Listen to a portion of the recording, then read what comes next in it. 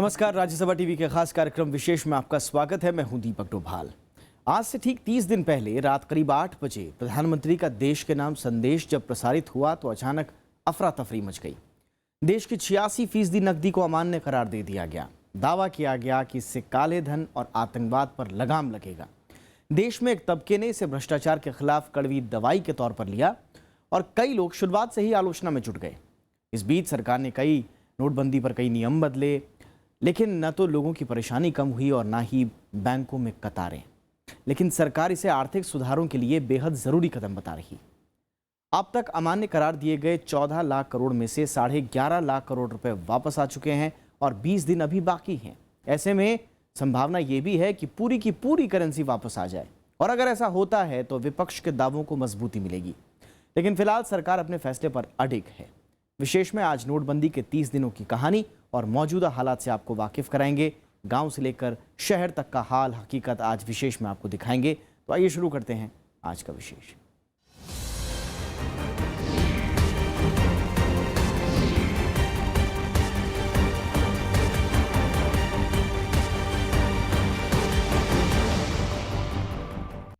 नोटबंदी को 1 महीना हो गया है, लेकिन विपक्ष का विरोध प्रदर्शन कम नहीं हुआ। अलबत्ता ये ज्यादा तेज हो गया है। संसद परिसर में 15 विपक्षी दलों के करीब 200 सांसदों ने मौन प्रदर्शन किया। इस मौके पर कांग्रेस उपाध्यक्ष राहुल गांधी ने नोटबंदी को प्रधानमंत्री का मूर्खतापूर्ण फैसला करार दिया। नोटबंदी को 1 महीना पूरा हुआ तो विरोध में विपक्ष ने संसद परिसर में प्रदर्शन किया। विपक्ष ने इस दिन को काला दिवस के तौर पर मनाया। विपक्षी सांसदों ने हाथ पर काली पट्टी बांधी और मौन रखकर लाइन में लगकर जान गंवाने वालों को श्रद्धांजलि दी। कांग्रेस उपाध्यक्ष राहुल गांधी ने आरोप लगाया कि लोग बेहाल हैं और प्रधानमंत्री नरेंद्र मोदी बार बार रुख बदल रहे हैं। पहले ब्लैक मनी की बात हो रही थी, अब ब्लैक मनी की बात नहीं हो रही। उसके बाद आतंकवाद की बात हुई, उसके बाद काउंटरफिट की बात हुई, अब कैशलेस बात हो रही है। प्रधानमंत्री आगे पीछे दौड़ रहे हैं। मैं कह रहा हूं कि आप अंदर आइए, लोकसभा में आइए, बैठिए और हमें बोलने दीजिए जो हम बोलना चाहते हैं, फिर रिप्लाई करना। विपक्षी दलों का आरोप है कि 1 महीने बाद भी देश की 90% जनता परेशान है और सरकार जवाब देने से बच रही है। पूरे देश में अफरा तफरी का माहौल पैदा हो गया है। आर्थिक इमरजेंसी जैसे हालात पैदा हो गए हैं। तो जो विपक्ष है तो वो 90% लोगों की जो बात है, दुख तकलीफ है, पीड़ा है, तो वो उसको रखना चाहता है। बड़े से लेकर छोटे तक कोई बचा नहीं जो पीड़ित न हो, जो दुखी न हो, जो कष्ट में न हो। वो सब के सामने रखना चाहता है विपक्ष, लेकिन गवर्नमेंट इसके लिए तैयार नहीं। चंद लोगों को फायदा मिल रहा है वो तो नजर आ रहा है और बाकी लोग पिस रहे हैं और उनकी जिंदगी बर्बाद हो रही है। तो इसके पीछे ये जो षड्यंत्र जो है इसकी खुलासा करने के लिए एक जेपीसी की जरूरत है। उसको गठित करें। पश्चिम बंगाल की मुख्यमंत्री ममता बनर्जी ने आरोप लगाया कि नोटबंदी के नाम पर जनता को परेशान किया जा रहा है, इसलिए प्रधानमंत्री सफाई दें। Under the leadership of present prime minister the government is been derailed totally এবং পাবলিককে টোটাল হ্যারাসমেন্ট, তার বদনাম করা, তাকে হস্টাইল করা, তার বিজনেস নষ্ট করে দেওয়া। सरकार ने विपक्ष के काला दिवस को काले धन का समर्थन दिवस बताया। उन्होंने कहा कि प्रदर्शन सदन का अपमान है। They are now saying that they are observing 1 month of this as काला दिवस। मैं उनसे पूछना चाहता हूं कि ये काला दिवस है, काला धन का समर्थन दिवस है। 8 नवंबर को प्रधानमंत्री ने 500 और 1000 के पुराने नोट बंद करने का ऐलान किया था। इसके बाद से विपक्ष लगातार इससे हो रही परेशानियों का मुद्दा संसद के भीतर और बाहर उठा रहा है। नवविक्रम सिंह के साथ ब्यूरो रिपोर्ट, राज्यसभा टीवी। नोटबंदी को 1 महीना पूरा हो गया है, लेकिन इस दौरान जनता की परेशानियां कम होती नहीं दिख रही। बैंकों और एटीएम के बाहर की कतार जस की तस बरकरार है और लोग अब पहले से ज्यादा खुलकर इस बारे में अपनी राय सामने रख रहे हैं। आइए देखते हैं लोग 1 महीने की नोटबंदी के बाद किस मूड में हैं, क्या कह रहे हैं।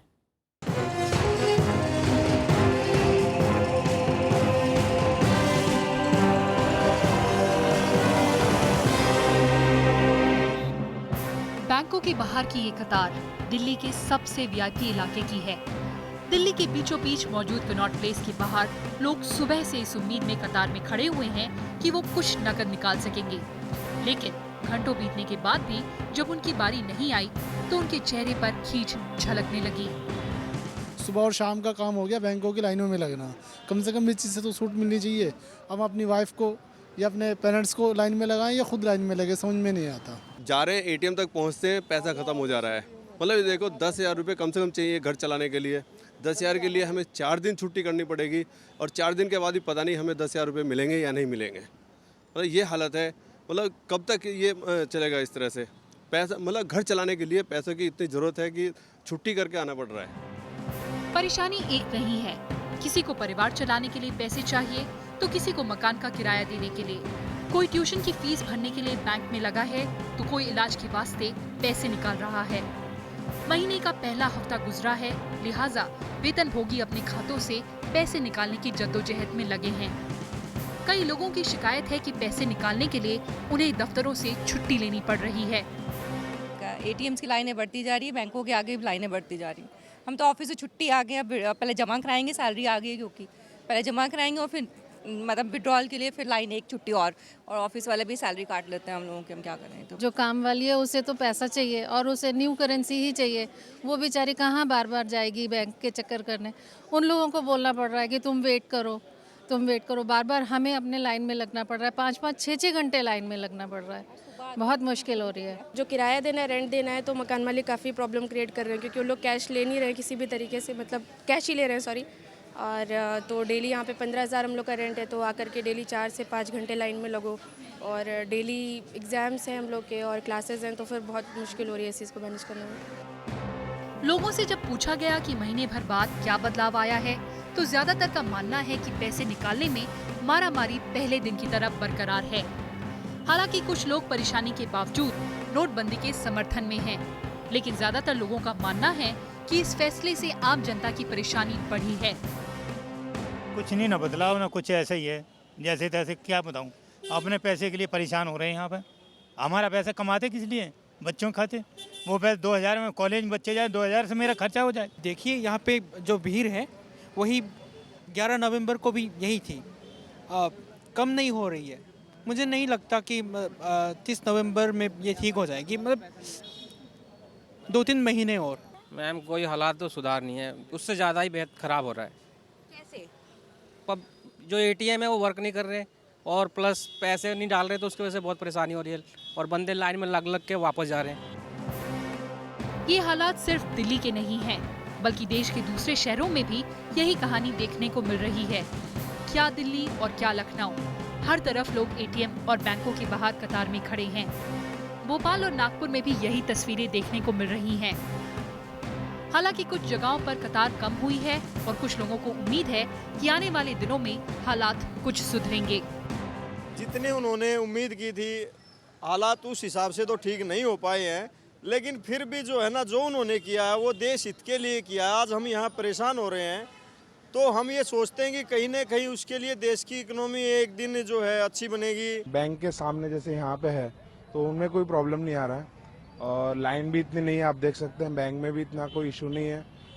जो रश था वो स्टार्टिंग में सब हो गया, 10 दिन 15 दिन जो था, उसके बाद अभी जैसे जब से एक्सचेंज बंद किया है तब से कोई प्रॉब्लम नहीं है। से खड़े बहुत परेशान है, सुबह से नहीं, बहुत ज्यादा ही परेशान है। घर का काम नहीं कर पाते, बैंक का काम होता रहता है, पहुंचते पहुंचते कैश खत्म हो जाता है, वापस चले जाओ। शहरी इलाकों में लोगों के पास प्लास्टिक मनी इस्तेमाल करने का विकल्प है और लोग कर भी रहे हैं, लेकिन उनका मानना है कि नकदी के बगैर उनकी रोजमर्रा की जिंदगी नहीं चल पा रही है। लिहाजा कई लोगों का कहना है कि कैश निकालने की सीमा अब बढ़ाई जानी चाहिए। जिनको सैलरी लेनी है सैलरी, उनको सैलरी टाइम से नहीं हो पा रही है और बैंकों में जो जितना पैसा चाहिए ज़रूरत होती है वो पैसा नहीं मिल पा रहा है, उनको बहुत परेशानी हो रही है। सुबह 7 बजे से निकल गए थे घर से, मतलब तो यहाँ पे डेली का रूटीन यही चल रहा है। आज तो चलो इस बात की खुशी है कि हैं पैसे, वरना कभी कभी ऐसा हो रहा है सुबह 7 बजे आओ और 3 बजे तक लाइन में लग रहे हो, उसके बाद कैश ही नहीं है, तो इस वजह से काफ़ी प्रॉब्लम हो रही है। और आने जाने का जो वो तो है ही एक्सपेंस। कई जगहों पर एटीएम या तो बंद है या उनमें नकदी नहीं है। ऐसे में लोग अब उम्मीद भरी निगाहों से सरकार की तरफ देख रहे हैं कि जो एटीएम पहले से चालू थे उनमें नकदी की आपूर्ति दुरुस्त की जाए। नोटबंदी पर सरकार ने रियायतें तो कई दी, लेकिन उसका असर ना तो जनता पर और ना ही बैंकों के बाहर लगी लाइन पर पड़ता दिखा। अब सवाल उठना लाजमी है, क्योंकि प्रधानमंत्री की ओर से दिए हुए 50 दिन की मियाद में से 30 दिन खत्म हो चुके हैं, लेकिन बैंकों के बाहर लगी लाइन है जो खत्म होने का नाम नहीं ले रही। कैमरा पर्सन ओम प्रकाश के साथ अनु दीवान, राज्यसभा टीवी, दिल्ली। नोटबंदी के असर से प्रधानमंत्री नरेंद्र मोदी का संसदीय क्षेत्र वाराणसी भी अछूता नहीं है। नोटबंदी के 1 महीने बाद भी काशी के बैंकों में कैश नहीं है। बैंकों के बाहर घंटों लंबी कतार में लगने के बाद भी लोगों को जरूरत भर का पैसा भी नहीं मिल पा रहा है।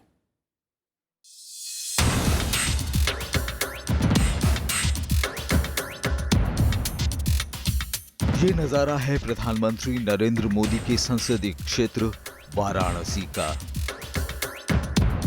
यहां 8 नवंबर को नोटबंदी के ऐलान के बाद से शुरू हुई लोगों की परेशानियां खत्म होने का नाम ही नहीं ले रही।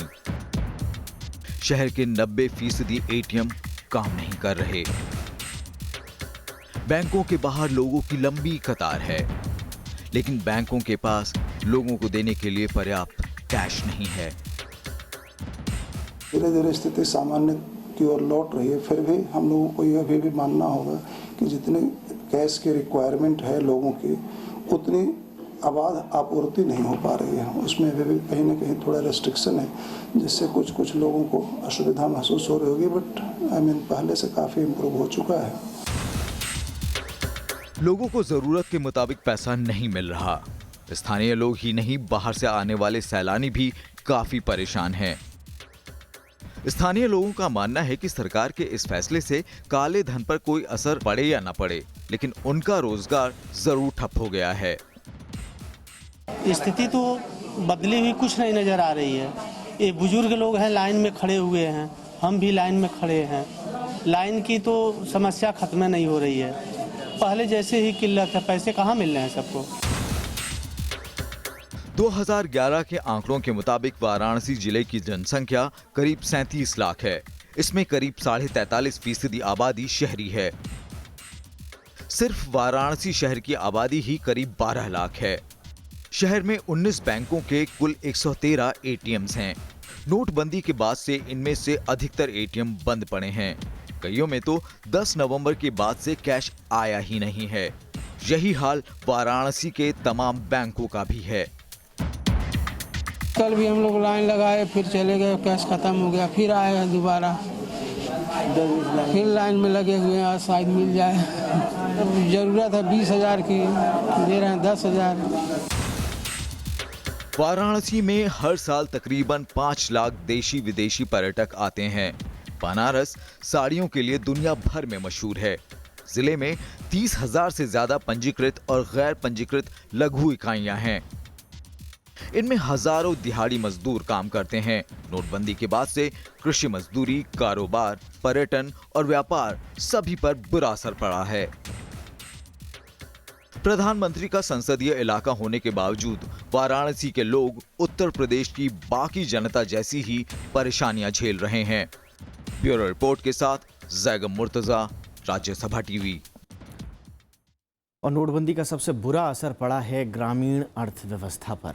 हालांकि आम व्यवहार और आसानी से मिल जाने वाले उधार के भरोसे ग्रामीण इलाकों में लोग जिंदगी चला रहे हैं, लेकिन रफ्तार काफ़ी धीमी है। नकदी की कमी ने कारोबार, खेती और तमाम उन गतिविधियों पर बुरा असर डाला है जो नकदी पर ही निर्भर है।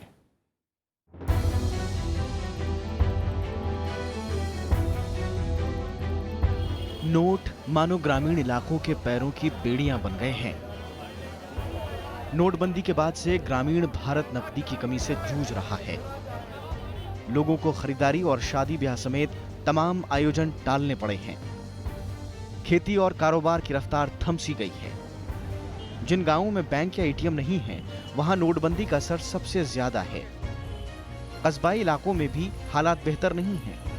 एटीएम और बैंकों के बाहर 11 नवंबर से लगी कतार छोटी होने की बजाय बढ़ती ही गई है। 6:30 बजे से खड़े हैं जी। ठंड की कोई पेमेंट नहीं हो रही। 10 बजे नाले आ किते तो सानू 4000 दे दिया, किते 2000 दे दिया, किते छुट्टी कर दिंदे ने। सैलरी वाले नूं लाख लाख देई जांदे आ, सानू कोई सुनाई नहीं हो रही जिम्मेदारां। ਸਾਨੂੰ ਲਗਾਤਾਰ 1 ਮਹੀਨੇ ਤੋਂ ਖੱਜਲ ਖੁਆਰੀ ਹੋ ਰਹੀ ਹੈ। ਅਸੀਂ ਰੋਜ਼ ਹੀ ਸਵੇਰੇ ਤੜਕੇ ਆਉਂਦੇ 7 ਵਜੇ, ਜਦੋਂ SBI ਬੈਂਕ ਦੇ ATM ਮੂਹਰੇ ਖੜਦੇ ਹਾਂ, ਉਦੋਂ ਜਦੋਂ ਨੇੜੇ ਜਾਂਦੇ ਆ ਤਾਂ ਉਦੋਂ ਬੈਂਸ ਖਤਮ ਹੋ ਜਾਂਦਾ। ਜਿਹੜੇ ਵੱਡੇ ਲੋਕ ਨੇ ਉਹ ਸਾਹਮਣੇ ਮੂਹਰੇ ਦੀ ਆ ਕੇ ਪੈਸੇ ਲੈ ਜਾਂਦੇ ਨੇ, ਸਾਡੀ ਸੁਣਵਾਈ नहीं हो रही। नोटबंदी के बाद से देश के दूर दराज के इलाकों से अच्छी खबरें आना बंद हो गई हैं। नासिक जिले में नकदी की कमी की वजह से लसल गांव का प्याज बाजार बंद कर दिया गया। विदर्भ और मराठवाड़ा में कपास की कीमतें 40% तक गिर गईं। उत्तर प्रदेश में गन्ना, कोल्हू और क्रेशर बंद हैं। हरियाणा और पंजाब समेत कई राज्यों में गेहूं की बुआई और धान की बिक्री पर नोटबंदी का बुरा असर पड़ा है। देश भर में हजारों मजदूरों को नौकरी से निकाल दिया गया। दिहाड़ी पर काम करने वालों को मजदूरी पाने में भारी दिक्कतों का सामना करना पड़ रहा है। हाल तो बहुत बुरे हैं सर। जो है तो 8 तारीख के बाद जब से नोटबंदी ने सरकार ने कर दिया, उसके बाद फैक्ट्रियों में काम नहीं मिल रहा है, ना ही तो पैसा हैगा, ना खाने के लिए है पैसा। अब बताओ मैं लोग क्या करूं, गरीब आदमी हूं, यहाँ सहारे जी रहा हूं। उसके बाद अब फैक्ट्री छोड़ में ना एडवांस मिल रहा, ना तनख्वाहें मिल रही हैं। किसानों ने जैसे तैसे उधार के सहारे गेहूं की बुआई कर दी है, लेकिन अब खाद और पानी के लिए पैसे नहीं हैं। दुकानदार ज्यादा पैसे वसूल रहे हैं तो महाजन की ब्याज दरें बढ़ गई हैं। बैंकों की ग्रामीण शाखाओं तक कैश नहीं पहुंच रहा है। कुछ लेन देन हो रहे हैं, लेकिन दुकानों पर बिक्री तकरीबन थम चुकी है। बैंकों की ग्रामीण शाखाओं में चेक जमा कराना हमेशा से मुश्किल काम रहा है, लेकिन अब तो पैसे निकालना भी बुरे ख्वाब की तरह है। पैसा लेना है, परेशानी है, खेती के लिए आए हैं, खाद पीना है, बीज पीना है। हम आ रहे हैं करीब 40 किलोमीटर दूर से। वहाँ पर तो हमारे यहाँ ATM है, लेकिन आज 1 महीना सब बंद। उस बैंक में पैसा भी नहीं, बैंक में भी पैसा नहीं। देश की आबादी का तकरीबन 70% ग्रामीण है। इनमें किसान अपनी रोजमर्रा की जरूरतों के लिए घर में पैसा रखते हैं। इसके अलावा जानवरों की खरीद फरोख्त और कृषि जरूरतों के लिए लोग घरों में पैसा रखते हैं। कई लोग फसल चक्र के हिसाब से पैसे का लेन देन करते हैं। बीज और खाद की खरीदारी का पैसा अक्सर घर में ही रखा जाता है, लेकिन नोटबंदी के बाद से घर चलाने और रोजमर्रा के खर्चों के लिए नकदी का जुगाड़ करना ही एकमात्र लेन देन रह गया है। ब्यूरो रिपोर्ट के साथ जैगम मुर्तजा, राज्यसभा टीवी। प्रधानमंत्री नरेंद्र मोदी ने नोटबंदी के दौरान जिस शब्द पर जोर दिया सबसे ज्यादा वो है कैशलेस। सरकार ने साफ कर दिया है कि आने वाले दिन कैशलेस इकॉनमी के होंगे, लेकिन इससे एक कदम आगे कई राज्यों ने तो जिलों और प्रखंडों को कैशलेस घोषित करना शुरू कर दिया है। झारखंड इसकी एक बानगी है। आइए देखते हैं झारखंड से ये खास रिपोर्ट वहां की जमीनी हकीकत के साथ।